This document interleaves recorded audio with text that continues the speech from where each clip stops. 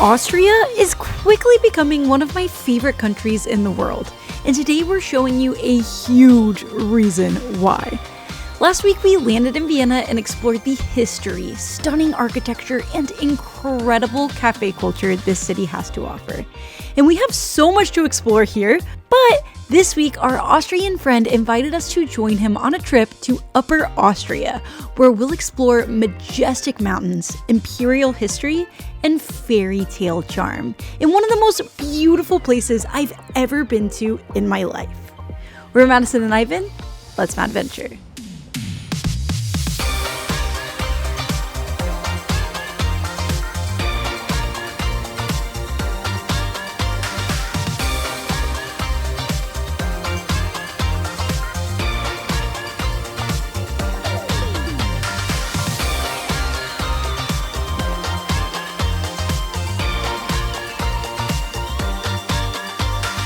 This city's obviously beautiful with all of the stunning architecture, but we made it out of the city and there's non-stop beauty here too.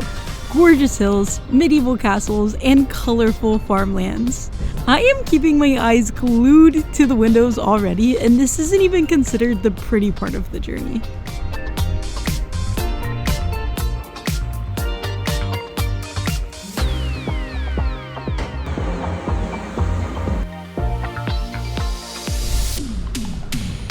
We have transferred to our second train, and our friend told us to make sure we were on the left side for absolutely epic views. So we did, but turns out that we were at the terminus and now the train is going in the opposite direction.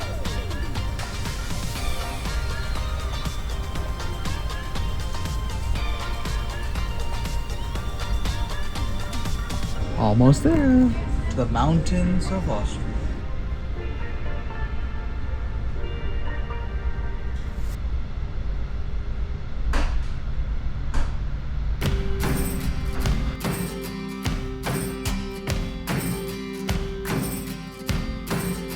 Oh my goodness, this is absolutely stunning. That train ride was unbelievable. I mean, look at this church, these mountains. We saw the beautiful lake. Oh my gosh, this is like outrageous. Looks like everything is in HD. I thought that it was a little bit high of a price to take the train from Vienna to here, but now I would have paid this just for the last 45 minutes on the train. Just for like this gorgeous scenic train ride. This is Ebensee, a nature-filled paradise with stunning lake, river, and mountain views, and lovely hiking trails to enjoy them from. We're here for the nature, but you can't take 2 steps in Austria without stumbling upon somewhere historic. So for lunch, we wind up at a restaurant that's been here since 1526 that serves an incredible cordon bleu, the perfect hiking fuel.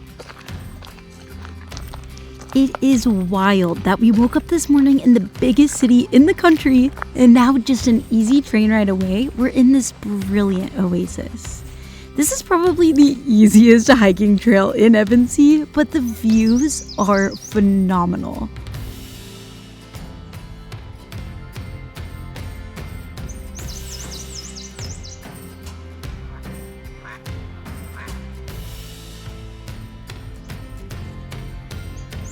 But don't let our Austrian fool you, this water is so cold.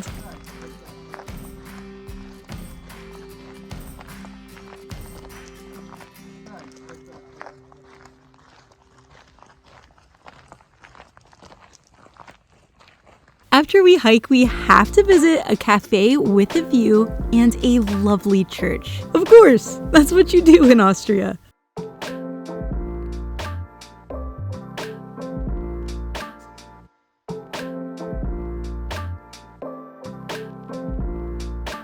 Ebensee was so beautiful, but the next morning we head to Bad Ischl, the European capital of culture for this year.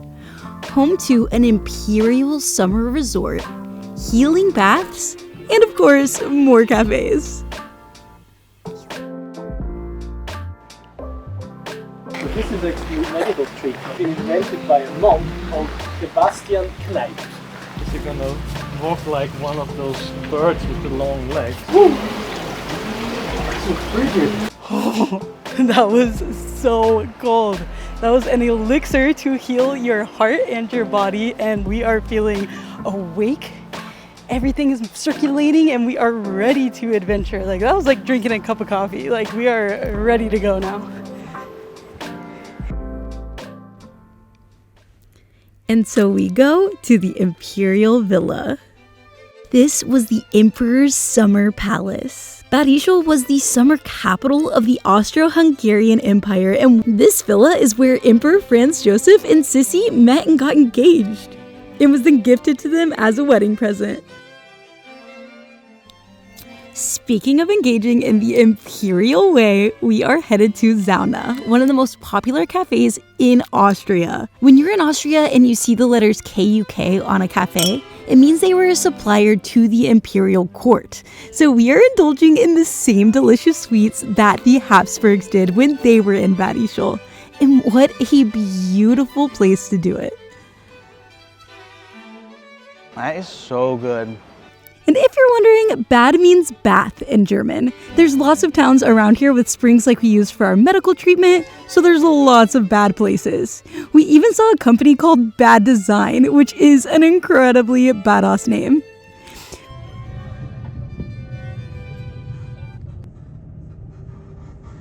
We spent yesterday exploring Imperial history, but now it's time to go even further back to a salt mining town that began 7,000 years ago.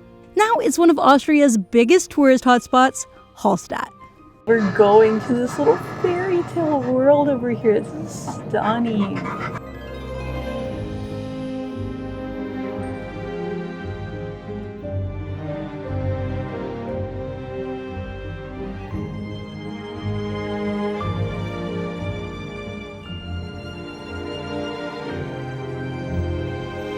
When I call this a fairy tale town, I mean it literally. Hallstatt is rumored to have been the inspiration for Arendelle in Disney's Frozen. It is so stunning that in China, they've built a full-scale replica of the town. The main reason you come here is just to enjoy this picturesque atmosphere, but it is pouring rain. So we're gonna do an indoor activity first and head up the funicular to the world's oldest salt mine.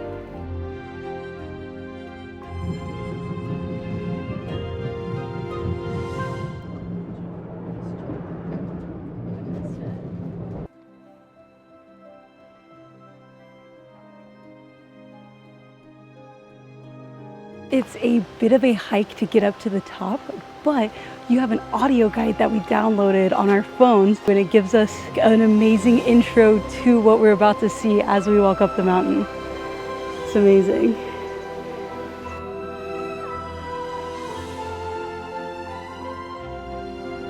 After a bit of a hike, we have made it to Salzwelten. We're about to get an actual tour, not just the audio tour, of the oldest salt mine in the world. Gotta get ready for my hard day in the salt mines. And this will also keep us warm and protected from the salt. Plus it's cool, we're all in uniform. Fashion.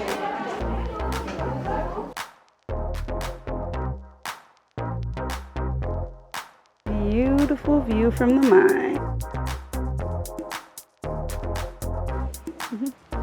Back of the line.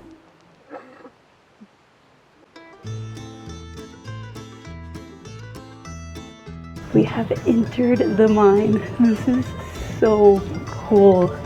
You can feel the air has become a little saltier, and the mine just keeps getting narrower and narrower, and like, whew, we are definitely like going deep into the mountain. Like, it's so thick. It's awesome. 150 meters in. You can see like little crystals here on the wood. I think the like salt kind of aerosolizes, gets into the air, and then sticks to the walls. But it seems like it's glimmering, like a Disney movie. When we lived in California, we actually went to like a salt cave in Santa Barbara. This was to have like healing properties. So I wonder if we're gonna get that nice healing salt coming into our lungs while we're here. Maybe. I haven't fell asleep there though, so maybe he won't fall asleep on this one. There's no chance of falling asleep here. This tour is action-packed, starting with sliding down into the mine on a wooden slide. That was awesome. That was so awesome. That was so crazy. That's so much fun. That's how the miners actually came down to the mine on their slides, wooden slides. That was so cool. What a fun way to start the day on the way to work. 7,000 years ago, people found salt in these mountains and began to mine it, which shaped this entire region. Everywhere we've been in this video is what it is today, in part thanks to salt. This may be the oldest salt mine in the world, but they have super modern multimedia light shows to teach us the history. And when you need a little break from all that history, you take It's the longest wooden slide in the world. in Europe. Okay. This is amazing. That's fast. That's so fun. Awesome. You can watch people come down in their speeds as they come. Everybody's cheering them on.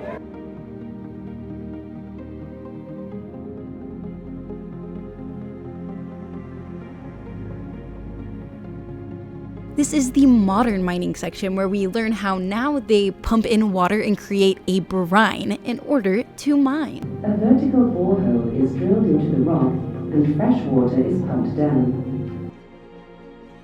But the Pièce de Résistance is the world's oldest wooden staircase. It's from the Bronze Age, 3,300 years old, but super well preserved because salt is a preservative. They've actually found so many incredible historic artifacts in the mines, perfectly preserved as if they were used yesterday. We aren't allowed to use those stairs to get out, but luckily there is a much better way. The mine train.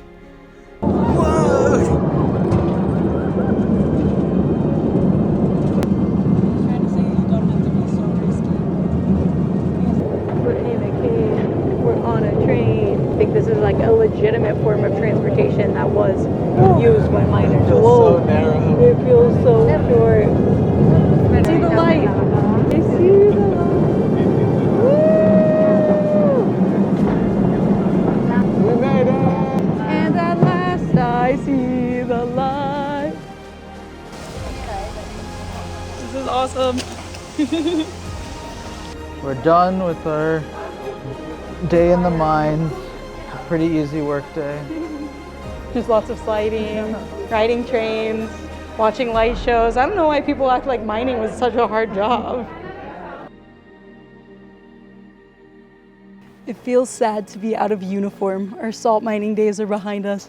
That was so cool though. I've been to a mine before, but it was a gold mine, and gold is obviously still like an extremely useful substance. It was so cool to like be in a mine for salt and like actually be seeing how something that we use every day when we cook, we taste it every day when we eat. I don't think a single day has gone by in my life without consuming salt in some form. And yeah, that was just amazing to get to see how that is mined. Absolutely epic. This is the UNESCO Skywalk. This is such a stunning view of Hallstatt from above. And you can see this beautiful like semicircle shape of the town with the lake behind it, the Alps all around. This is unbelievable. It's the boat where we came in and the train station's over there. That was so fun, like getting off the Hogwarts Express, then taking the boat across the lake to this magical place with this magical boy.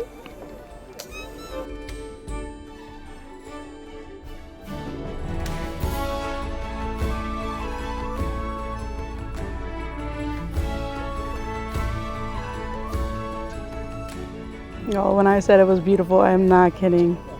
Literally, proposals are happening.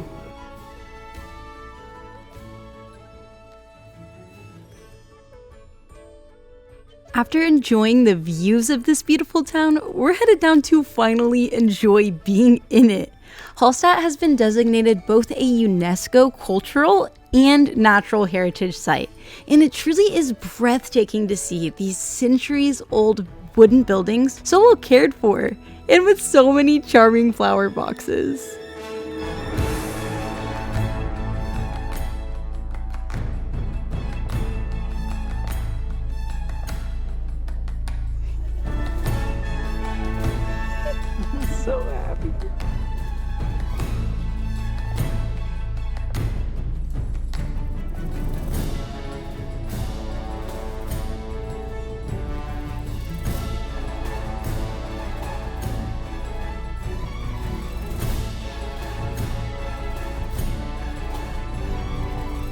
We are so surrounded by beauty in this town, everywhere we look. But there is one more beautiful tradition we have to learn about before we go. So we head up the stairs to St. Michael's Chapel, which houses the Bone House, a unique burial tradition from the 12th to the 19th century. This town was so small, and so were its cemeteries, so people would be given a traditional burial, but then 10 to 15 years later, the bones would be exhumed to make space for new burials. So the bones would be cleaned, and the skulls were painted with beautiful, intricate designs to honor the deceased. Each design is personal, and truly such a special way of honoring loved ones.